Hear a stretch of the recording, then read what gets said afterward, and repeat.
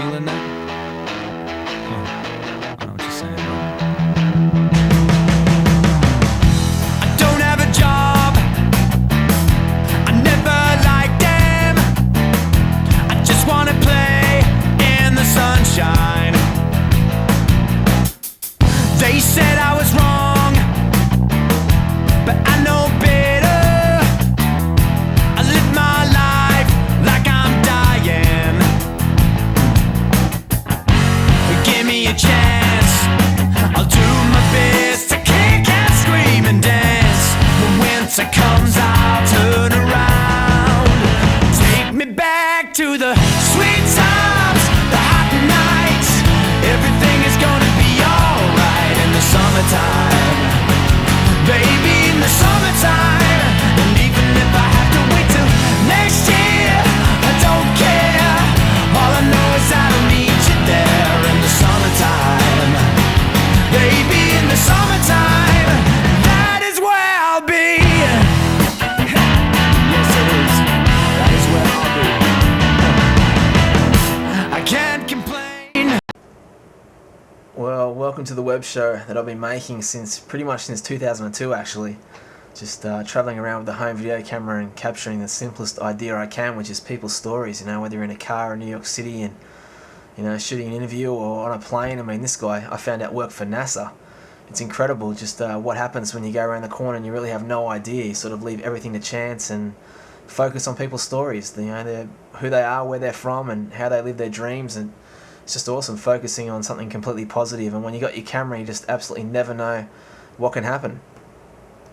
And this is James Woods, which just blows me away, who's a fantastic actor, been in some amazing films. Thanks. I was just sitting here having a and we bugged him and look what happens. Kidnap me. So sitting here at LAX, having a bad night because my flight's been delayed, but then one of my all-time heroes walks by, and that is the man I've always wanted to interview actually in boxing, which is Roy Jones Jr. Roy, how you doing? What's up, man? How you doing? I'm good. Where are you flying to? I'm flying back home to Pensacola, Florida. Okay. Backstage at the Southport RSL, Jimmy Barnes, how you doing, man? Pretty damn good. Good to be back on the coast? Good to be. Always good to be on the coast. I mean, we missed the Indy last week, but we're here kicking ass this week. That's our job. Now, I've always been a fan of shows like Parkinson and Oprah, and that's the kind of show I'm trying to make, but there's no studio, I'm on the road, and the great thing about making your own show is you get to focus on the positives and at times ask really important questions. That was going to be my next question. Do you have advice for young people out there, and forgetting it's music or anything in life, what would you say to young people about getting out there and chasing dreams? I think you've got to have a fire in your belly. If you really believe something, and if your mind and your heart says you can, you can. But if your mind says you can, your heart says it can't, problem. You've got to coordinate your mind-heart coordination together, then you have a cutting edge and you can cut through anything. No, but I guess, you know what, if you don't have a dream, you're pretty much fucked. But you can do anything. If you want to be, let's say, chef, which is great, be the best chef in the world. Learn from the best, you become the best.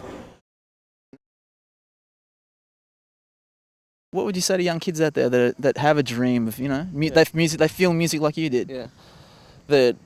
One of the best things I ever had was my teachers, actually, which was my mother, my grandmother, and Michael. And the things that they taught me was, if there was anything that I wanted, they taught me how to visualize. I think the most important thing for kids is to really figure out what they want, realize that anything is possible. So don't hold back in your dreams. Always shoot as high as you possibly can, but be detailed about it. Just do it. Just do it. Whatever it is that you want to do, just do it. And if there's one thing that, there's things that and there's things that, that you don't know. I don't know how to fly a plane, or I don't know how to drive a tractor, or whatever.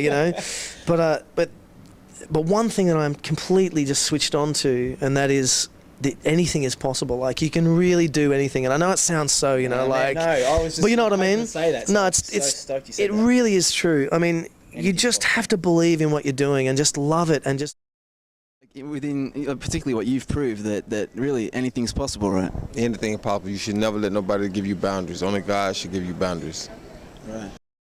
If you're talking to young kids out there, and regardless if it's boxing or if it's just life in general, do you just agree that it's just hard work that's got you to where you are? I mean, obviously you're very talented, but you work hard as well, don't you? Yeah, but off top, you got to have first faith in God, then faith in yourself.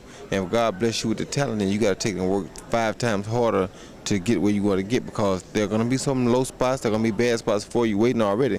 But you got to keep working hard to persevere and overcome when you get in those low spots. And with hard work, anything is possible. And that's the whole ethos of the show, really. Anything is possible when you set out and chase a dream, and it gets shown and proved by the people we meet around the world, whoever they are, whether they're Aussies living overseas running amok, or people in London, or people in New York. It's just a matter of going over there and saying g'day and pulling out the camera, and you never know what can happen. Some of the people we meet along the way are very, very interesting. In LA at Vinny's place, a special guest. Hello, Vanity. Hello. Why don't you tell everyone out there a little bit about you? I'm a transsexual porn star. What else can I say? So here we are. Okay, you alright? Well, wherever you want to look. We're in LA. I've got no idea where we are. It's like an Indian restaurant. It's got quite a funny smell. Joanna Cooper, how are you? I'm great. I think I'm getting high from the fumes of the curry. Yes, could be an interesting afternoon. We are rocking with David. Now, is it Kikoni or Kikoni? How you doing, man? Oh, fucking no complaints, man. Come on, we're in Los Angeles. It's sunny. We're in Beverly Hills, sitting in the back of a limousine. Ching ching, you know. Ashley Hamilton, how are you, champ? I'm alright. I'm alive. So we're here with Bert Young. How you doing, man? Great to meet you. A pleasure. Alrighty, so here we are in New York City still, with very honoured to sit with little Stephen Van Zandt. How you doing? Fine. Alright, so on the set in Hollywood with the lovely Jessica Drake from Wicked Pictures. How are you? Hi, I'm great, and we're on the set of The Collector, directed by Brad Armstrong for Wicked Pictures, and it's being shot on film. It's very exciting. So whether it's a porn set or at a cafe on the Sunset Strip, it's all part of the one big adventure, where the best thing about it is we just don't know what's going to happen. We never know who we'll run into, like this guy.